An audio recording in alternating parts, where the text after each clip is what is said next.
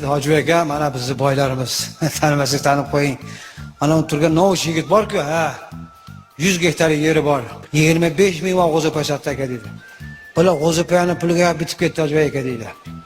Ana keyingi chiqqan odam bor-ku dedi. Ha, sen bu odam 50 ming g'o'zapoya sotdi deydi. Yo'q desam, ha, bu 50 ming. Ana o'rtada turgani kim desam, bu kamaschi bu.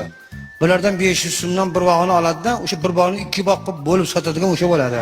Buni ikkovidan ham puli ko'p dedi. Faqat bildirmaydi bu bola, rosa pishiq bo'ladi. 50 ming g'o'zapoya sotgan dedi, eng katta boylarimizdan dedi. Haqiqatan ham turibdi endi bu boyvachcha endi qo'lda gugul cho'pib har zaman deb qo'yapti. Ko'rdingmi kekirishini dedi. Bu oldin nafasi ichiga tushib yurardi aka dedi. Qizil plashchasi bor edi, qishda ham o'shani kiyardi, yozda ham o'shani kiyardi. Tashqari turibdi endi qarang har zamanda bir oddiyroq odam o'tib ketsa dedi, qarang, dedi padaringga la'nat. Qo'rqitib yuborsin odamni. Senga bir narsa bo'lganmi? Kimga kirgan bo'lsa o'qitib yuborib o'zingni. Qorong'ida chiqib qolib qiyiqilasan, odamga qarab yana dedi. Shamoliga uchib ketdimi nima bo'ldi? Yo'q qoldi odam. Endi nargisini ham qilib uchib qoldi. Bunisi deb qo'yadi. Buni ham puli bor, faqat bundan sal kamroq olgan. Kamaschi o'rtada mazax qilib turmaydi qilib. Ikkovidan ham puli ko'p. Ikkovini ham yog'ini yeyapti-da, boplaydi. Bunisi deb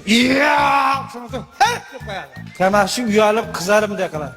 Qayerdan ham qo'shilib qoldi, sharmanda qildi ikkovi. Ozonni puli ko'paysa kekiraverar ekan.